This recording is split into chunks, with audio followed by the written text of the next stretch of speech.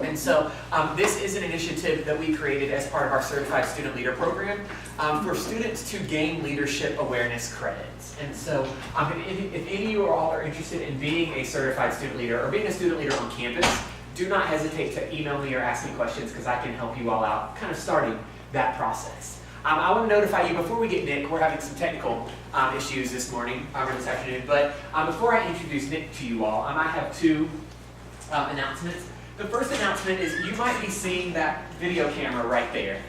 We are starting to implement a video workshop series where these workshops hopefully will be videotaped and put on our website for students who couldn't come or for other purposes. So today we are trying out that.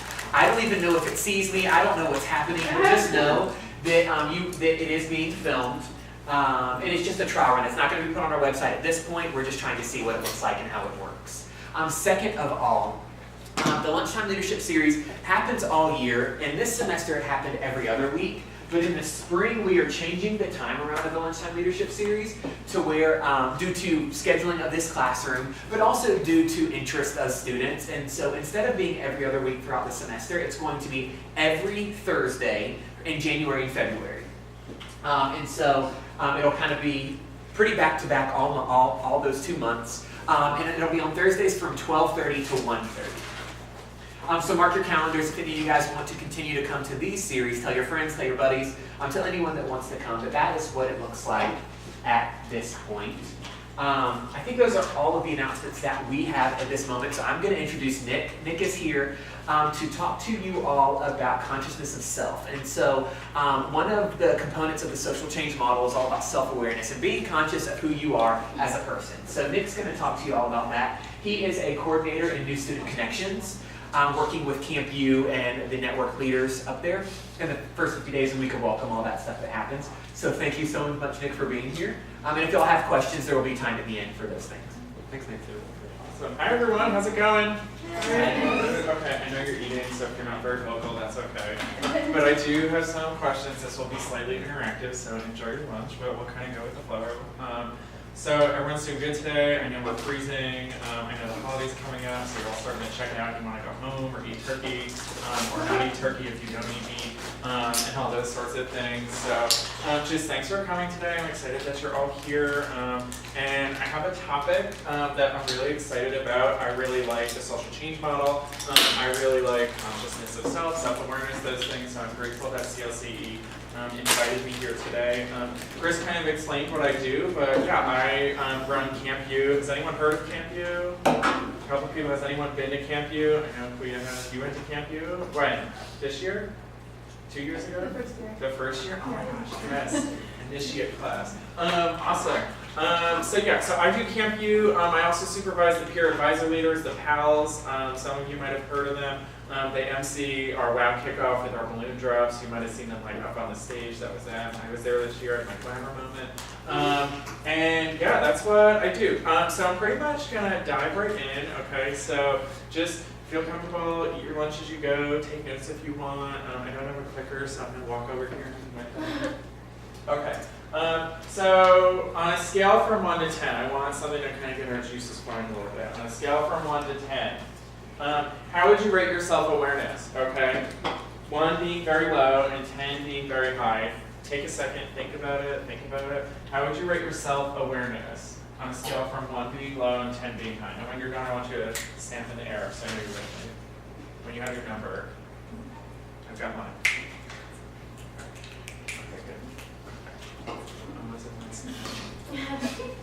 If you can't stamp, that's okay. You can like wave or just like, you can just look at me so I know you have a number. Okay, so everyone has a number? Okay, awesome. Okay, great. We've all got our number. Okay, so someone share your number with me and tell me why you picked that number.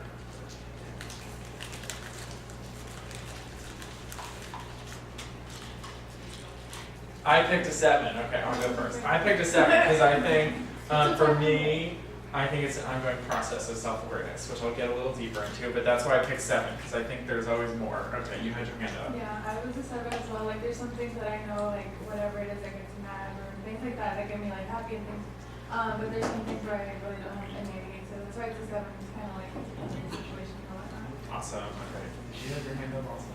I also chose a 7 coincidence, but I didn't have the same reasoning. I thought like I am self-aware, but not to the point where I would panic every time. So 7 seems like a middle position where I could, either bring it down or bring it up. Mhm. So that's why I Good, chose good. 7. I like it. Did someone over here, Quia, you had your hand up. What number did you pick? I think 8. Okay. It's perfectly acceptable to talk with your mouth full, by the way. Okay, so I'm totally okay with that because it's a lunchtime thing. You pick 8. Okay, talk to me about 8. Because like at least you're self-aware.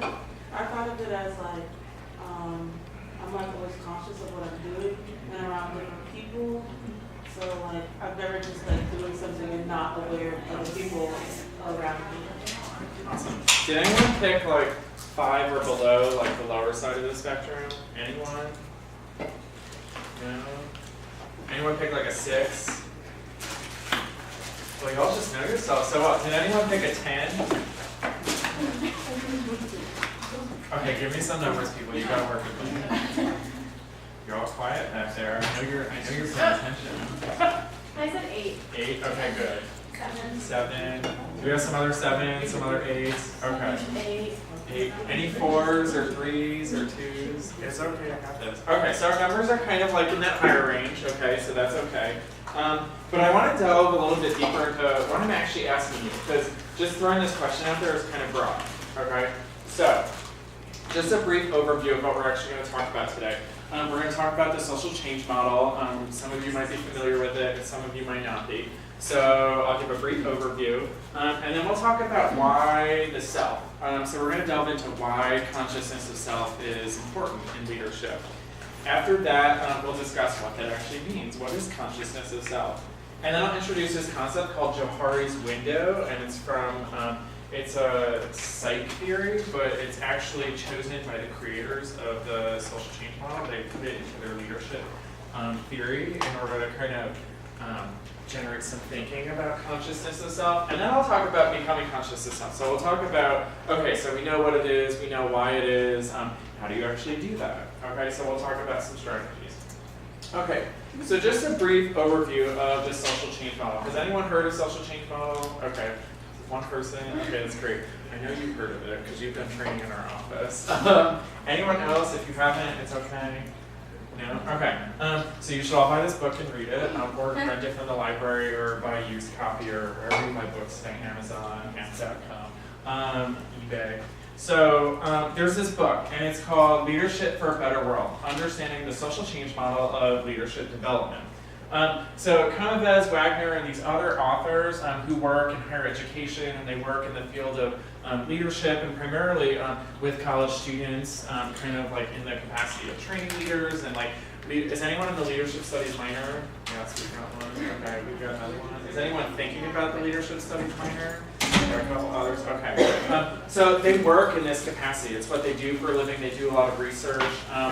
And they're older than all of us, so they have a lot more experience. They're seasoned. They get these things. So they wrote this book, and they developed the social change model. Essentially, what it is it's a nationally known and used leadership model, and it's intended to develop leaders as holistic individuals. So it's all about leading toward a greater purpose. So essentially, it's focused on developing people as leaders for others and for a greater purpose. I think a lot of models focus on the intricacies of team development, or looking at like just supervisors, supervisees, so the two people working together, and what does it mean to be a leader. And there's all different theories of leadership, and they looked at all of these different models and kind of thought, okay, well, what is our purpose of leadership? How do we see this growing? What's a way that we can develop a model that's holistic? It looks at all different facets of leadership. So really core to the social change model is putting in your skills, strengthening your talents and your knowledge as a leader. And the primary purpose is to affect positive social change at a societal level. So it's really looking at like, okay, like we can talk about leadership in this classroom, but what happens when we leave this classroom? What happens when we go out into the world? How do you take maybe what you learn in like a leadership course, or if you're like an RA on campus, something that you experience, how can you take it outside of that context and use it on a societal level? Okay, is everyone with me? Does that make sense? Yes?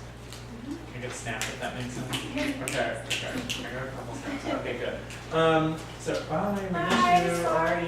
It's okay. So beyond just working with the dynamics of your team or others that you're working with, the emphasis is on creating the positive change in the world around you. So it's kind of like leadership on a bigger scale. But obviously, you see these three components here. So it's got to start somewhere, right? So you can't just like jump out in the world and be like, yeah, I'm a leader, I'm going to save the world, even though that would be awesome. But there's the individual, the group, and then there's the community and society. So the individual is yourself. So really focusing on developing, enhancing yourself as a leader. Hi, come in, Chris. Focusing on yourself as a leader, because that's where it starts. It starts on the inside. And then it moves on to the group, looking at a team, enhancing group leadership, and on that level, really looking at shared vision. And so each of you in this room can have your own vision of leadership. Or say, like, if you're in a class and you're working on a project, you have a vision of what that project can look like. And that's kind of like your leadership, but you're probably working with a group on that project too. Has anyone done a group project? Anyone? Okay, you're all like, yeah, cool projects.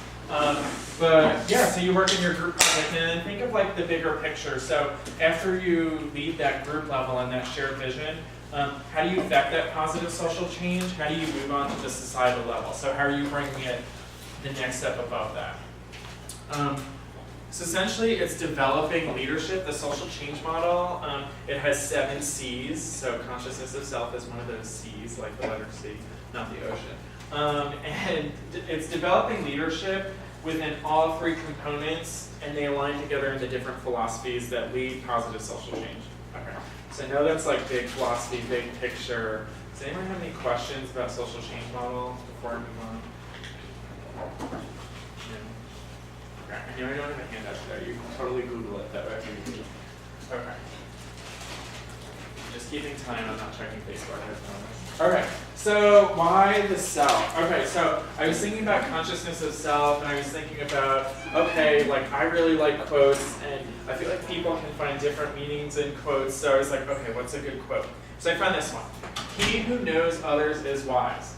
He who knows himself is enlightened. And this is Lao Tzu. I might not be pronouncing that correctly. And that's a picture of him, or a reported picture of him. But Lao Tzu is it's a famous quote. Has anyone heard this before or something similar?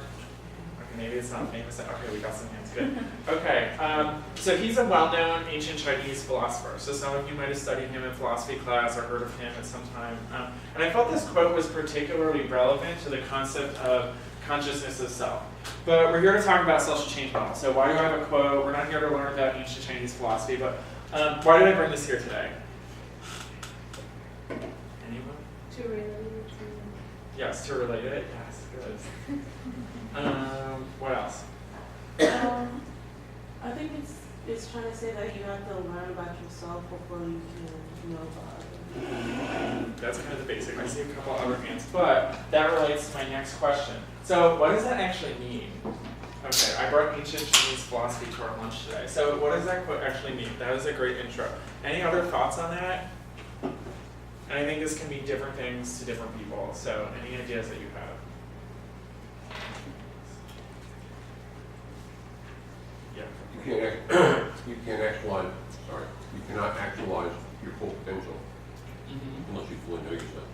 Yeah, kind of referring to that enlightenment piece, to be enlightened. Okay. Anything else? I can't hear you.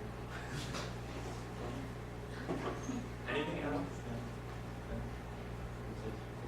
I think in my country still have the same something like that. It's kind of like if you know another people well, and he also know himself, he can do anything. Yeah, so it's really that full awareness. It's touching on that self-awareness piece, right? Okay, so my next question. So I brought in this quote, and now we kind of get like, okay, starting to get towards that consciousness, that self-awareness piece. But how exactly does this relate to leadership? So we're talking about self-awareness. We're talking about, okay, if you know other people, you're wise. Like, that's a good thing. To know yourself is enlightened. So self-awareness is like really great, okay, essentially. But how does that relate to leadership? Yes? If you know yourself, you'll better You'll know your leadership style better as well. Yeah, so part of self-awareness is knowing your leadership style so that you can be a more effective leader. Does someone in the back have a hand up? I Yeah. was thinking about like how can you lead others if you don't even like know yourself? Yeah, absolutely. How can you lead others without knowing yourself? So, is that a hand up or no? No. Okay. Any other thoughts before we move on? How this relates to leadership? Okay, I know you might still be confused. We're almost getting there. I'm going to give a little more context. Okay. Okay, so, yeah, so the purpose of, so the purpose, the why of consciousness itself, why is that important in leadership, is for a number of things. To more effectively understand others by understanding yourself, so you kind of touched on that one back there. Managing your emotions and reactions ethically, professionally, and effectively when leading others, so being that holistic piece, your emotions, your reactions. Understanding how your words and actions and behaviors affect others, understanding those, and also to better understand how you can be and are a stimulus for influencing others. And I think that's one of the key components of the why, the purpose of consciousness of self, understanding how you influence others for who you are. Okay, so what is consciousness of self? And it's this beautiful quote here, and she's totally getting conscious of self in this picture. She's like in the process. So consciousness of self, as defined by the creators of the social change model, refers to people's awareness of their own personality traits, values, and strengths, as well as their ability to be self-observers who are mindful of their actions, feelings, and beliefs. Okay, just take a second, let that soak in. There's a lot of words in there.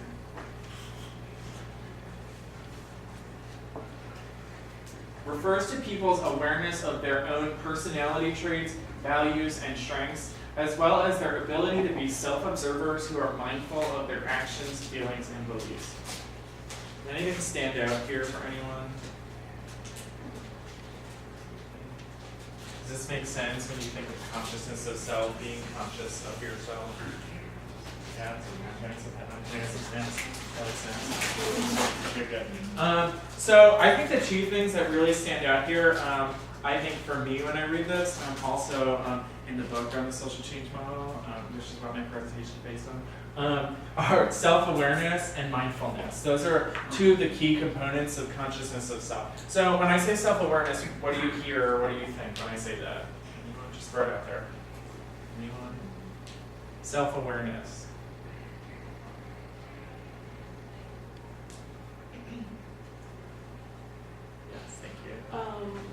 When I think of self-awareness, I think of like you recognize like your place and wherever you are. So you notice like if you're different than someone, the same, like you're aware of it yourself. So like recognition is kind of the thing I heard there. Okay, so self-awareness, recognition of yourself.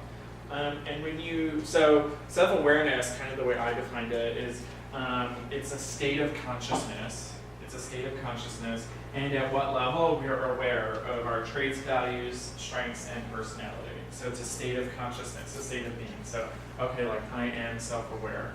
So if I talk about mindfulness, then what does mindfulness mean? Self-awareness is the state of consciousness. Then what would mindfulness be? If you're like mindful of others, you like take into consideration. So if like they're mindful of their actions and beliefs, then they're like they understand like what they think and do can affect others. Right. So kind of the process, right, or the act of doing it, and that's kind of how I defined it. So I think you were reading my mind. But yeah, so mindfulness is the act of managing and sustaining our actions, feelings, beliefs, words, and ultimately, in this case, our leadership. Okay? So self-awareness and mindfulness are key in consciousness of self. Any questions before I move on? Does everyone feel like they're kind of grasping like what consciousness of self is, what that means? Can I get a snap if you think so? Okay, good. I think that's enough snaps to move on to the next slide. All right. So this is Johari's window. So the creators of the social change model were like, okay, so consciousness of self is important to leadership. So you can be a more effective leader, you can better understand how you're influencing other people, you can know yourself to better know and work with others. And they're like, okay, well, like, that's kind of like up here. That's like big picture, like philosophical concept. How do you like break that down and to like understand it? So they have a visual, and I like visuals. I'm a visual learner, so this helps me. Hopefully it'll help you. So this is Johari's window. So this can really help you understand what consciousness of self can look like and kind of start the reflection process of how do you become conscious of self and understand also like what's your level of consciousness of self, what's your level of self-awareness and mindfulness. So this was developed by two psychologists, Joseph Luft and Harry Ingham, and it's related to consciousness of self, and it's to help better understand the levels of what is known to the self and what is known by others. So there's 4 boxes here, and there's kind of on the outside of the grid, you'll see like there's this column of being known to self. There's a column of being unknown to the self, okay? So it's kind of 2 realms, what you know and what you don't know, essentially. And then on this side, there's others, so that's everyone outside you. So looking down, that's definitely your self-awareness piece, and these are the outside perspectives. So what is known to others and what is unknown to others. So the known and the unknown, okay? Are you with me so far? Okay, the boxes can get confusing. So here, first I'll say they're all the same size, and essentially that's what this diagram displays, but really the idea is that if you were to draw this box for yourself and put in items in each of these boxes, that the size of the boxes can vary depending on the level to which information the boxes know. So let's look at the first box up here, the yellow one, the open self. This is information that is both known to the self and known to others. So you kind of like cross the grid there. Information that's that about you that both you and others know. So can anyone give me an example of that? What's something that you know and that other people know? Your name. Okay. Anything else? Your age. If you like a sport, so it's like those are for people who know you, right? So I think for me, like I have blue-ish eyes. My eyes are blue, so like that's an easy one. Even if I didn't know that person, they could look at me and be like, "Oh, he's got blue eyes," and I'm like, "Yeah, I got blue eyes." Okay. Any questions about the open self box? So that's stuff that you know and that other people know. And then there's the blind self. So these are things that are unknown to you, but are known to others. So you might not have a clue, but everyone else is like, oh, I know that about Nick. They can tell that you might not know. So you have a certain level of unawareness about that. It's information about you that you don't know, but others do know. So what's an example of that?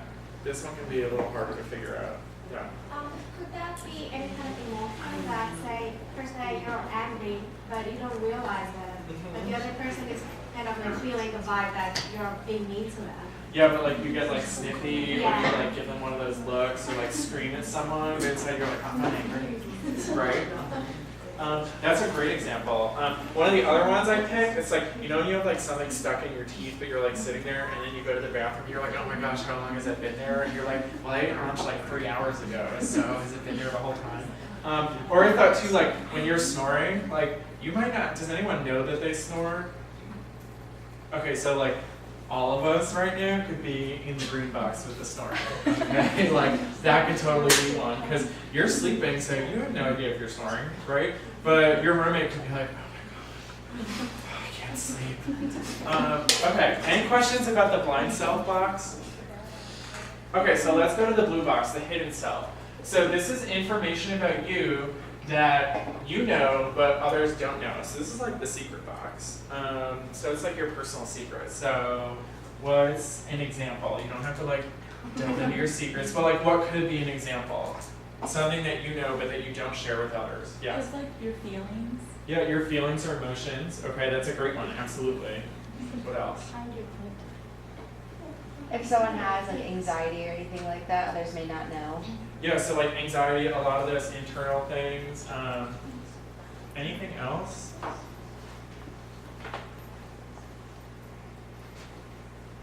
Anything else?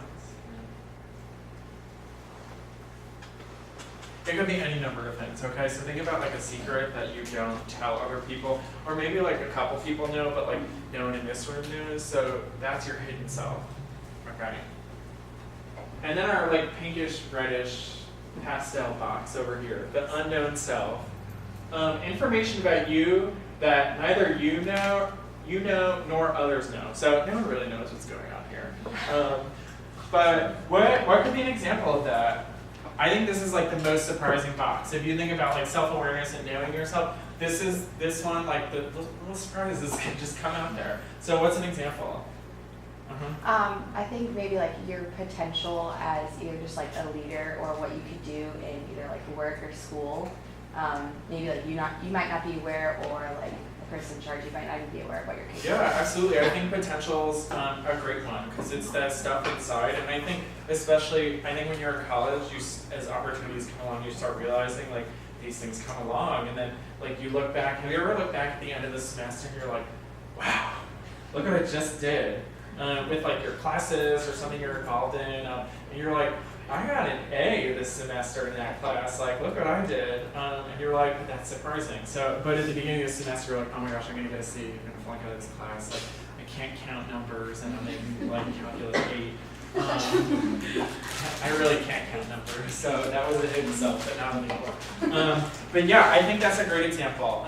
Like a talent you don't know that you have, or sometimes like relationship patterns, like other people can't put their finger on it, so they don't know what's going on, whether it's with like dating or friends or family, or you don't really understand it either, but ideally it's something that you come to understand down the road.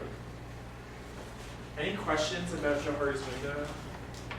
Does it kind of make you think a little bit? Or are you kind of thinking about, oh, what would I put in that box? What would I put in that box? I know you're all like, oh my gosh, what are my secrets? You're like, what goes in the blue box? Okay. And I think, okay, so ideally, someone who is conscious of self would want to decrease the number of things that are in the blind self and the unknown self. So like, these are the boxes that you want to shrink. And you want the open self and hidden self to become bigger. So if you were to draw these, you want these two boxes to be bigger than these. But why is that?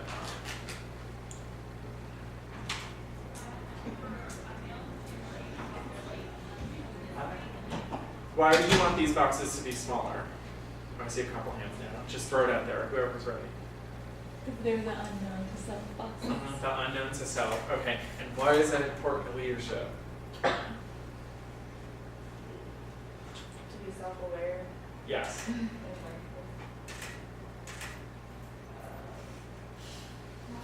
So that you can better lead others. Yeah, to be self-aware to better lead others, essentially. Did you want to add something, Jackie? That's basically what I was going to say. Like, you have to know yourself before you know how to lead other people and like help other people help them find themselves. Yeah, you want to shrink those boxes. Yeah. Did you want to add something? Yeah. Well, I feel like if there's so much unknown, you won't be knowing much about your potential or the qualities you might have as a leader. So you might want to shrink those boxes and focus on activities that enhance your leadership. Yeah. Oh my gosh, that was beautiful. I like type that in my presentation. Okay. So overall, shrinking those boxes and making those boxes bigger, the other two, can lead to a greater consciousness of self. Kind of summarizing everything. Any questions before we move on? Any questions? Okay. Okay, so becoming conscious of self. So we're like, okay, great. Like, yeah, we know what this is. Like, we're starting to get it. Like, self-awareness is important. I can be a better leader. But how do you actually do that, right? Is anyone kind of like, okay, like, where are we going with this? Like, how do I actually do that? Anyone? So, anyone? Snaps? Okay, so we're on the same page. Okay, good. So becoming conscious of self. The first thing I'll say is it's a process. It's not something that you can just find. It's not something that you can just like wake up and be like, oh my gosh, 9 a.m., conscious of self, I got this, I'm gonna be awesome today. Maybe you have those days once in a while, but you can't just like wake up and be like, okay, I shrunk, my little box is over here, and my box is over here bigger, like I know all my secrets, I figured it all out. It's a process, it's ongoing, and I think part of that is like a commitment. Like you have to be active with it, you have to be committed to it. So there's 3 methods recommended by the creators of the social change model. They were like, okay, like we've got this great theory, but we have to help people understand like how do you do this? How do you become conscious of self? So these 3 methods include the following. Reflection, feedback, and assessment. Okay, these are the 3 that they recommend, and I'm going to spend some time over the next few slides talking about what these mean and ways that we can do them. Okay? Okay, so reflection. I love reflection. So the creators of the social change model defined reflection as thinking back about an experience in a way that helps one learn from it. So thinking. So most of you, thanks for coming. Most of you have probably engaged in or experienced reflection before. Anyone? Snaps? Anyone done reflection before? Yes. Okay. Oh, we got some snaps down here. I like that. It's different levels of snaps. So what are some typical reflection strategies? When you hear someone say reflection, what are like types of reflection that you've heard before? Shout them out. Shout them out. Journaling. Journaling. Okay. What else? In the shower. In the shower. Yeah. Oh my gosh. That's like 3 slides later. We're gonna talk about that. On a road trip. On a road trip. Okay. Oh, I didn't think about that. That's a good one. What else? Study abroad? Study abroad. Yeah. Absolutely. Anything else? Okay. Well, I've got a couple others. So journaling, meditating, going for a walk, conversing with friends, so using other people, blogging, that's a new thing these days. I'm not that old, just kidding. Completing like a reflective assignment. Did you ever have to do like a reflection paper in class before? You're like, oh, yes. For some people, I think it's just like thinking. Like some people just like go to a coffee shop and sit and think. So I want to talk about one of my favorite things to do for reflection. Has anyone ever heard of the Jesuits? Anyone? Yes? Yes? No? So when I say Jesuit, what do you think? They're like priests who set up colleges. Yeah, they're priests who set up colleges. And they set up the colleges that I went to for undergrad and grad school. So I know a few things, but okay. First off, disclaimer, I'm not here to convert anyone. That's not why I bring the priests up, okay? That's my disclaimer. But they've got some useful techniques, I think, that you can really kind of modify to turn them into your own thing. So the Jesuits are an order of Catholic priests, and they're founded by St. Ignatius in Spain, like back in the day. So he founded this order of Catholic priests, and their approach to life and education in general is holistic education, which is kind of why I tie it to the social change model, holistic leadership. So they really looked at like, okay, like when you're going to college, like you shouldn't just learn, like you shouldn't just go to class and go home, because first off, that'd be boring. And second off, like there's so many opportunities, there's so many things out there, and they also believed in leadership for others. So really like taking what you learn and taking what you lead and how you lead and bringing that out into the world, kind of that greater purpose piece. So very much so aligned with the social change model for leadership. They're priests, so they reflect, they pray. That's something that they do. So they pray during the day, they pray in the morning, they pray at night, they pray all the time. But St. Ignatius was like, whoa, hold the phone. Like, we can't just pray. Like, we have to pray intentionally. We can't just be like, dear God, I want a new car tomorrow. Like, or however people pray. And I think prayer can be different things for different people, absolutely. But St. Ignatius was like, no, like, we've got to do it this way. We've got to do, like, holistic prayer. So it really has to look at, like, everything and reflect on everything. He's like, but most importantly, you have to think about, like, all about your day, and then like, how do you move forward from there? So you can't just like stop with it. He's like, what's next? Okay. So kind of like proactive prayer. Okay, some alliteration there. Okay. So it essentially follows a couple of reflective questions that I kind of want to throw out there for you today. So I don't have them on my slide, I apologize, but I'll read through them with you. So kind of like step one, it's if you take like the prayer and like the religious aspect out of it and turn it into the reflective piece, okay? Step one is review your day. Think about your day. So the Jesuit suggestion is to do this every night before you go to sleep, and if not, just to do it regularly, and it's a regular reflection. So it's that commitment piece, the ongoing, the process piece. So step one is review your day. So play it over in your head from beginning to end, thinking about, okay, like what happened today? Or like if you just got out of like a group project and you were like, oh my gosh, what happened? Okay, think about like in the 1 hour you were with your teammates, like what happened? So think about your day, and then reflect on what went well. So what were the ups? What were the positives? What were the strengths? Like, what was really good about that? Okay.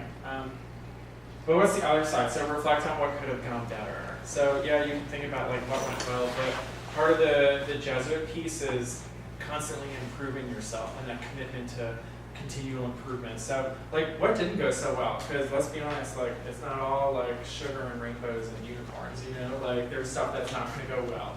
And kind of taking ownership of that. What were the downs? What were the negatives? What were the weaknesses? And the last step is my favorite. Look toward tomorrow. So you thought about your day, you thought about what went well, you thought about what didn't go so well, what could go better. And the last piece is, okay, well, like, now I understand this, what am I going to do with it? How can you use what you learned and experienced today to form a better tomorrow? It's kind of like inspirational, right? Every time I think that, I'm like, ooh, tomorrow's going to be better than today. Okay, so whether it's a religious reflection or not, I find this to be really holistic because you're looking at the whole day. You're thinking about the whole experience and moving toward tomorrow. So I think what this does, why I share this with you, you kind of do the exam. Why I share this with you is it can help increase your self-awareness so you can reflect and think back on what went well that day, what didn't go well. And I think also help you have a more effective mindfulness in that constant piece in moving forward into mindfulness. Really tracking like, okay, like if you go to like tomorrow and you're like, okay, wait, no, like I did that again yesterday, don't say that, it's gonna make like this person upset with me. Like you have that mindfulness because you're like really thinking about like what's going on. Any questions? Okay. So that's just one strategy of reflection. I think all the other ones we talked about are great too. This is like my personal story one. Okay, so feedback. Aren't those colors fun? Okay, I got a few left. Hey, I found this picture on Google. I thought it was fun. So, okay, so the social change model creators define feedback as a process of collecting external information from other sources in order to provide a better, more descriptive picture of one's strengths and weaknesses. So that's a lot of words. But feedback is critical to understanding outside perspectives. Because of course sometimes like inside of them, yeah, I'm awesome, like that was so great, I'm like moving forward, this is awesome, I'm the best ever, everyone loves me. And then sometimes someone's like, that sucked. And you're like, no it didn't. But they're like, no, like let me help you understand why. But feedback is important because getting us outside perspectives, it's that unknown to self piece. It helps us understand like others' perspectives, so we realize like, okay, like I need to change a little bit. Getting those perspectives on personalities, thoughts, behaviors, actions can all help you be more self-aware and help you track your own mindfulness. So who likes receiving feedback? Anyone? Some people? Okay, some you're like, I don't know. Does anyone ever feel like worried or anxious or like scared to get feedback sometimes? Yes, okay, yes, okay. Yeah, it can be like absolutely terrifying because you're totally in the like, yeah, I'm awesome. And then it's like, let's bring that down 10 notches. Like right down here, like right on the ground. Has anyone ever been down there, like in the feedback process? I've been there, it sucks. But it's humbling, it can help you. So I think sometimes it's like really easy. People be like, oh my gosh, like your presentation was so great, like I learned so much, like thanks for that, that was really great. But I think also it can be really challenging. Like, do you ever go like up to your boss or like up to your teacher and they're like, we need to talk, or like, come to my office at 3. Like one of those kind of moments. I'm like, oh my gosh, here it comes. And sometimes it's not actually that bad, but sometimes there's really critical things in there. I think the hard part about soliciting feedback is that it's vulnerable. You're like really throwing yourself out there. You're like totally like thrown to the wind. Like even sometimes it's totally not asked for, and you get the really great things. Like someone will come up to you randomly and be like, "Oh my gosh, like I love that presentation that you gave," or like I loved that like piece of artwork you made. Like I saw it in the gallery this weekend. It was so great. And then sometimes you get the come to my office at 3. It's like, oh, I thought I was on the right path there, but apparently got to like curve that in. So it can be warranted or unwarranted. But I think especially when you're asking for it is when you're really throwing yourself out there, and sometimes that can be even harder. because you're like, okay, like I'm ready for it, like I've got my steel mask on, and then it's like, no, like you've got some work to do. So it can be hard, right? But why is feedback important? So you can improve. So you can improve, okay? Shows your weaknesses and your strengths. Yeah, you can learn those weaknesses and strengths, absolutely. Anything else? Yeah. We sometimes we think that our perspective is like the only way that things are going, but really there's so many other perspectives that you just might not be aware of anything that's going on that you're doing. Yeah, and wouldn't it be nice if we could all just like do what we wanted? Sometimes. Like, okay, like there's a lot of ethical qualms about that. But if you're just like, okay, like I'm in charge all the time. It's like, well, no, there's like 6 billion people or whatever on Earth, so you know that. But like, in that societal level, social change, like we have to exist with others, right? So feedback can help that self-awareness to know how to work with others, and the mindfulness process, the act of doing it, can help you to be a stronger leader. So feedback challenges us at times to modify our leadership.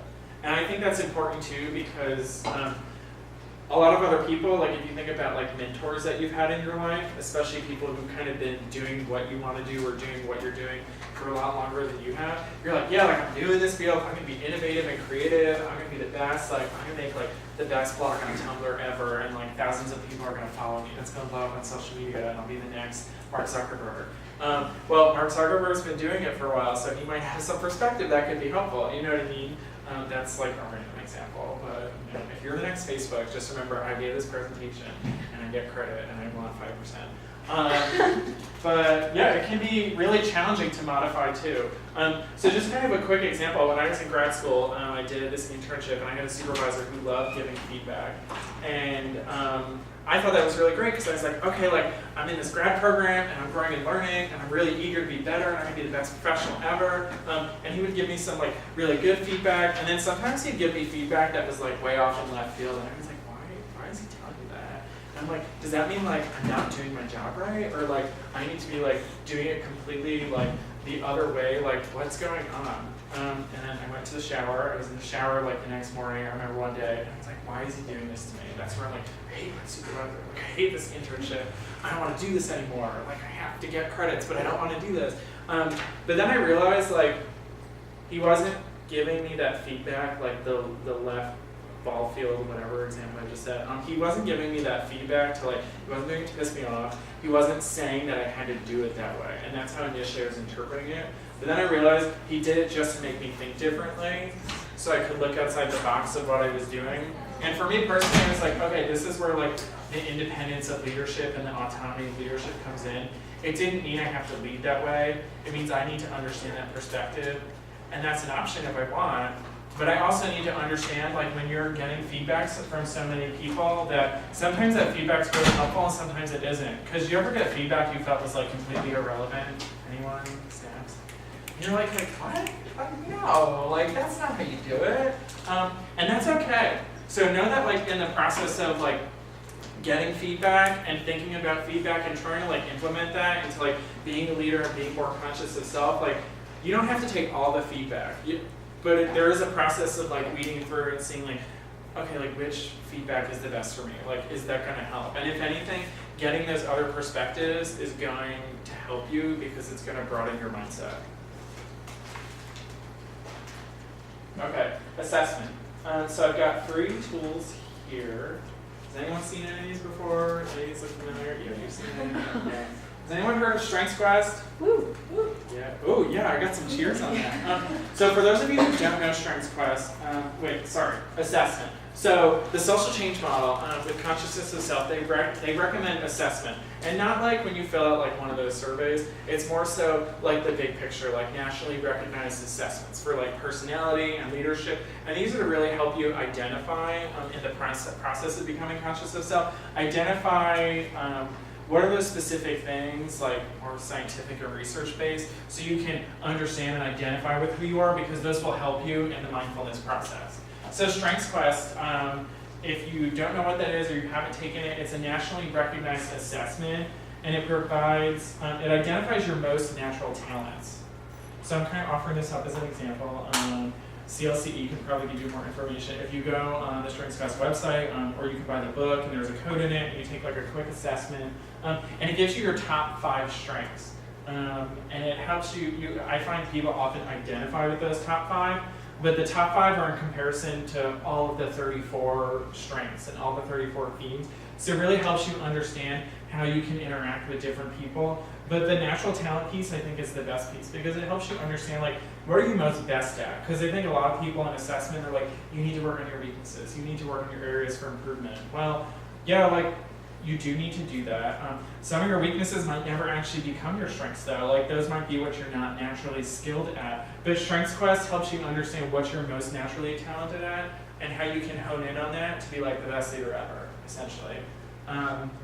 So look into that one. That's one example I throw out to you. Another one, True Colors. You can find this online. It's usually free. And True Colors is more so like your personality. And there's blue, orange, yellow, and green, or yellow with gold sometimes. And this one's like a little more low-key. It's just like a personality assessment, and it's really good for teams because it helps you understand how you interact with different people. So my first one is a gold, and I know like golds are always on time. And then my second one is blue, so they're like empathic and they feel for people. So like I might be strict in my supervision, which Cubita and Jackie can attest to, and I might be like by the rules, but I'm also going to be understanding because I'm a blue. So I know how to interact with people. But it also helps you interact, okay, like greens and oranges are like far, like I don't think I even have points in those ones. So for me, it's like I don't understand. It helps you understand how your mind thinks too in relation to other people on your team. So it's something I've always done with my teams. It helps me understand, okay, well, I'm a gold, but I've got to work with greens and oranges. I don't have a choice. And that's what life looks like. So how can you understand how they work? How can you better work together as a team?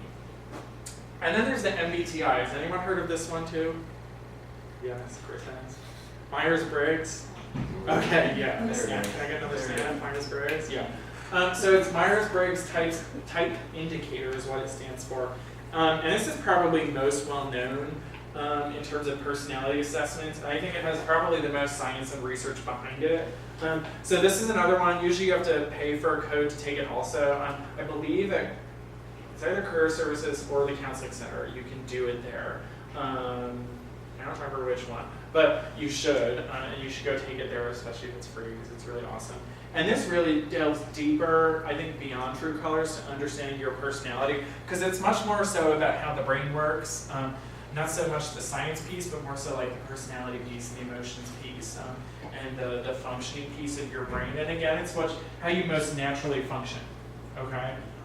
So just kind of throw those 3 out there. Any of these, there's also others.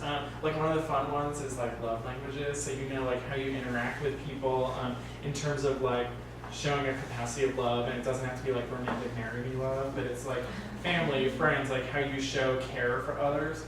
So I just throw these 3 out there as examples because I think understanding those can help you identify with each of those different pieces. And then in turn, I mean, that's like automatic self-awareness by taking one of these. And then the process of committing to these is really that mindfulness piece for your consciousness of self.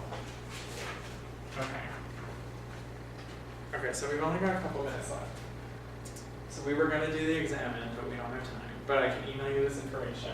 But in conclusion, he who knows others is wise, and he who knows himself is enlightened. So, does this quote make a little more sense now? Are you getting a little more vibe on it? It's a little bit scary. Okay, I'm getting some good. Ooh, oh my gosh, those are the most snaps I've gotten in the whole hour. So, do you feel like you have a better understanding of consciousness of self? Yes, if I asked one of you to define it, who could do that for me? A rough definition is acceptable. You got one for you? Go for it. The definition for Consciousness of self. consciousness of self. It is knowing yourself, whether that be through traits or values, and how you interact with others based on. Yes, exactly. That was great. That was beautiful. And I'm going to take it one more step up. How does that relate to leadership?